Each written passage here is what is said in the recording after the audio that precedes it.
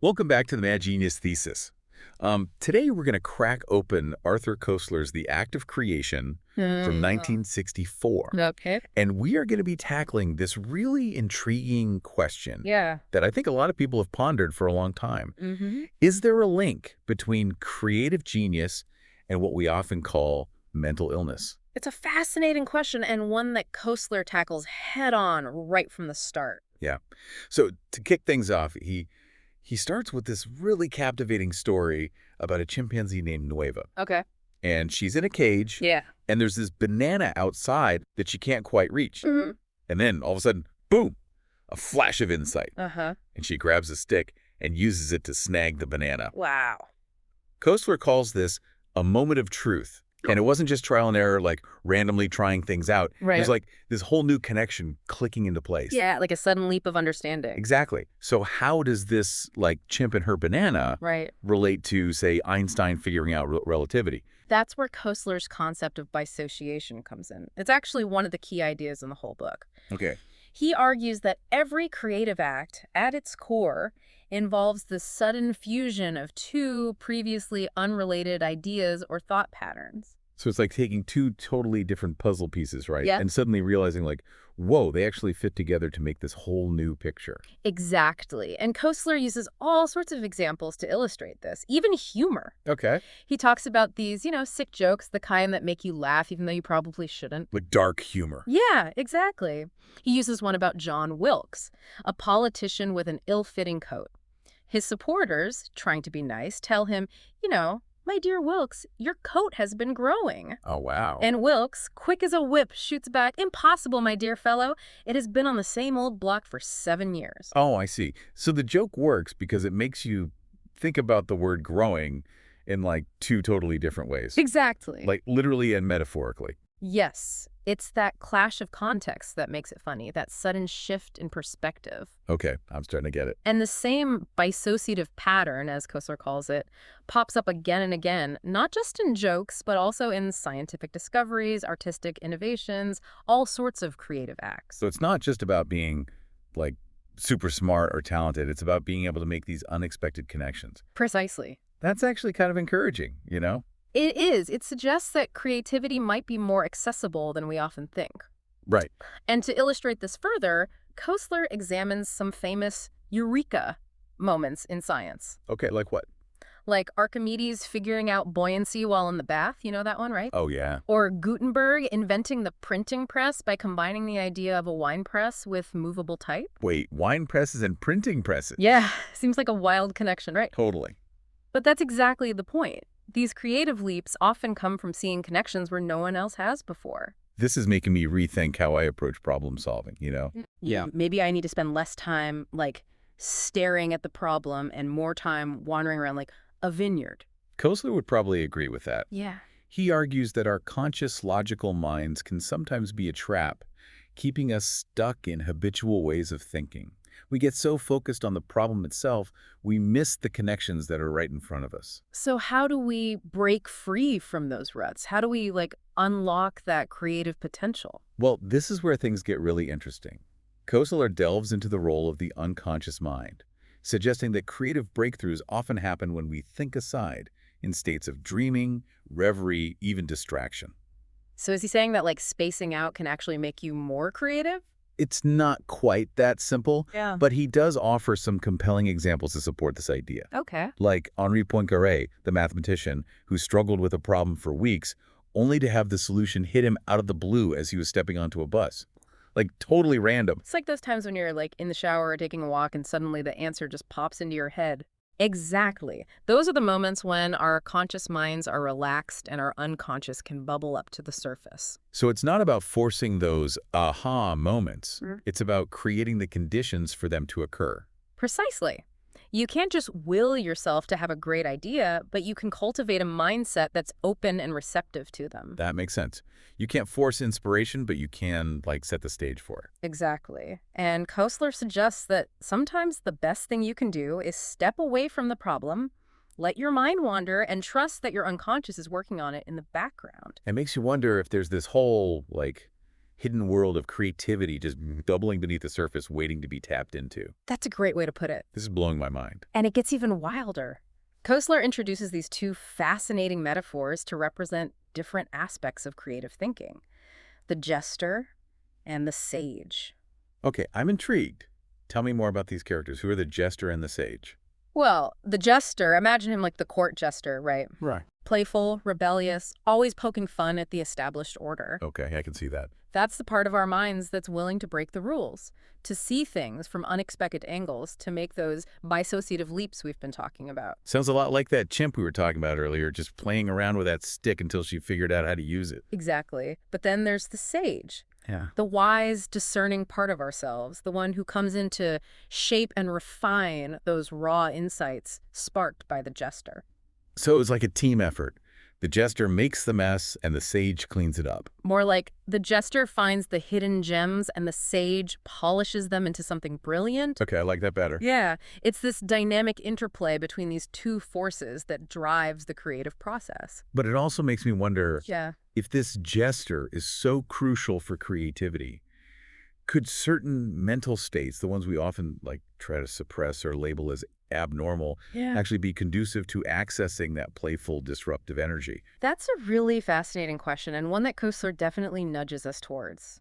After all, many of the great creative minds throughout history exhibited traits and behaviors that might today be seen as signs of mental illness. So we're sort of challenging that hard line, right? Yes, Between genius and madness. exactly.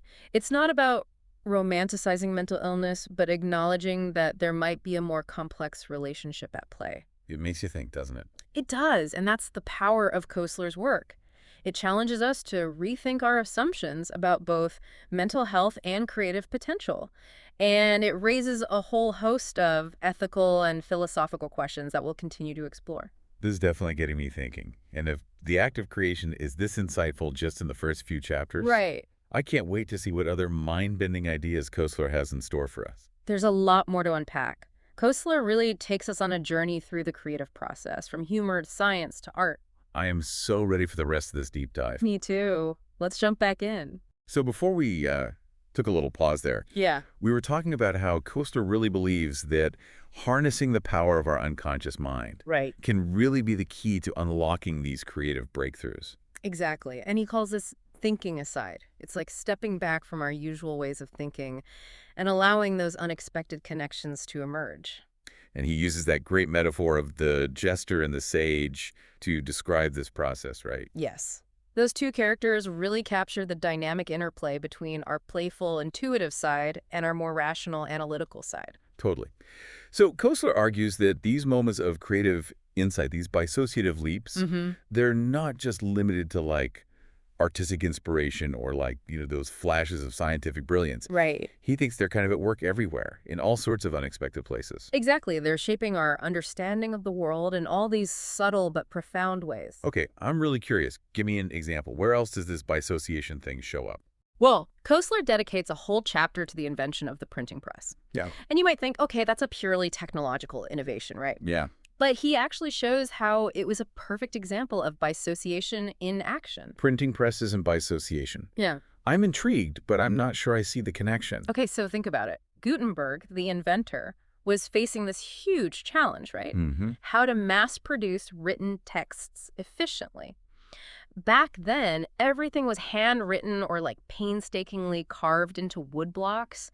Super tedious. I can't even imagine trying to copy an entire book by hand. Exactly. It would take forever. And at first, Gutenberg was kind of stuck, just trying to refine those existing methods. But then he has this aha moment, this flash of insight, while watching, of all things, the wine harvest. Wait a minute. A wine harvest? Seriously. He's Yeah. watching them press the juice out of the grapes with this steady, even pressure. Okay.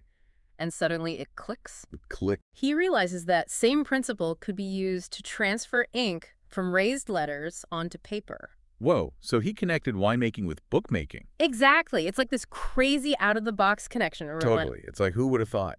But that's the point. Gutenberg took these two completely separate domains of knowledge, these things that on the surface have absolutely nothing to do with each other, Right. and fused them together to create something totally revolutionary. It makes you wonder, What other, like, groundbreaking discoveries are just waiting to be made by making these kinds of connections between totally unrelated fields? Right. It's like those hidden connections are all around us. We just need to learn to see them. Koestler would be proud.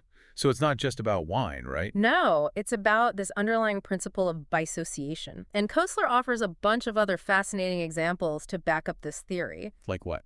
Like Johannes Kepler, the astronomer who, like revolutionized our understanding of the solar system. Oh, yeah, Kepler. Didn't he, like, figure out that the planets move in ellipses, not perfect circles? He did, and it was a huge deal at the time. Like, the idea of perfectly circular orbits was so deeply entrenched. Because circles represent perfection, right? Exactly, like divine harmony and all that. Okay, so how did Kepler break free from that, like, deeply held belief? Was it another wine-inspired epiphany? Not quite, but it was a similar kind of unexpected connection. So Kepler's been studying planetary motion for years, meticulously tracking their movements, trying to make sense of all the data. Yeah. But the problem was his observations just didn't fit that circular model. So he was stuck, kind of like Gutenberg with his printing press. Exactly. He needed a new perspective. And it finally came to him, believe it or not, while he was thinking about the most efficient way to pack barrels, like for transporting wine. Okay, you're kidding, right? First printing presses, now planetary orbits. It's all about the wine. Well, maybe there's something to that. But the real point is that Kepler had been exploring elliptical shapes in this totally different context, right? Thinking about barrels, not planets. And then boom, bisociation. He realizes those same elliptical shapes perfectly describe the orbits he'd been observing. It's mind-blowing how these seemingly random connections can lead to such profound insights. It's like our brains are constantly making these subconscious connections in the background. Right. And then sometimes when we're lucky, they kind of bubble up to the surface in these aha moments. And Koestler argues that this ability to think aside, to make those unexpected connections, that's what's so crucial for all those creative acts. It's not just about scientific discoveries. It's in art, it's in literature, it's in humor, it's even in everyday problem solving. So if we want to be more creative, we need to be more open to those random connections, to those unexpected flashes of insight. But how do we do that? That's the big question. Koestler doesn't offer any easy formulas. Yeah. But he does provide some really intriguing insights. Okay, lay it on me. What's his secret? Well, one thing he really emphasizes is the importance of prolonged mental struggle. Like a lot of the creative individuals he profiles spent years, sometimes decades, wrestling with their ideas before that breakthrough moment arrived. It's like that saying, chance favors the prepared mind. So you're saying we need to be willing to sit with the discomfort of not knowing. Yeah. Of being stuck. Yeah. Of trying and failing. Exactly. It's not about instant gratification. It's about patience, persistence, and a willingness to embrace that messy process of creative exploration. Okay, I can see that. Yeah. But it still feels a little bit like waiting for lightning to strike, Yeah. Is there anything else we can do to kind of cultivate this bisociative thinking? Well, Koestler also talks about the importance of cultivating a mindset of openness and curiosity, right? Like being willing to step outside your comfort zone, explore new ideas, and make connections between things that on the surface seem totally unrelated. And don't be afraid to let your mind wander, to daydream, to engage in activities that just spark your imagination. So basically be more like a kid again, just playing around, exploring, not worrying about being right all the time. Exactly. Embrace that childlike sense of wonder and curiosity. Okay, I can get behind that. Yeah. But what about the other side of the equation? Yeah. The mental illness part of the Mad Genius Thesis. That's where things get even more interesting and potentially controversial, and that's exactly what we'll be diving into next. Okay, so we're back and ready to tackle the elephant in the room, right? Yeah. We've been unpacking Koestler's The Act of Creation, this whole idea of bisociation as the spark of genius. Right, those unexpected connections that lead to breakthroughs. But now the big question. Is there actually a real link between this kind of creativity and mental illness? This is where Koestler really pushes us to think differently about things, Yeah.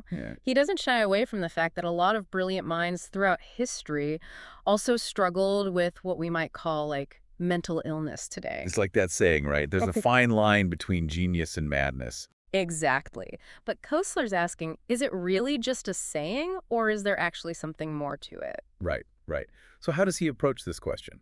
Well, he kind of circles back to those metaphors he introduced earlier, Yeah. the jester and the sage. Okay, right. So to recap, The jester is that playful, rule-breaking part of us, Yeah. and the sage is the one who, like, brings order and makes sense of the chaos. Exactly. They work together like a creative tag team. But how does this relate to mental illness? Well, Koestler's suggesting that some mental states, while they can definitely cause a lot of suffering, might also, in a way, allow the jester more freedom to roam. More freedom. What do you mean? It's like the sage, that inner critic we all have, kind of takes a backseat for a while. Okay. And that wild, associative thinking of the jester, those unexpected connections, they're allowed to run a little bit wilder.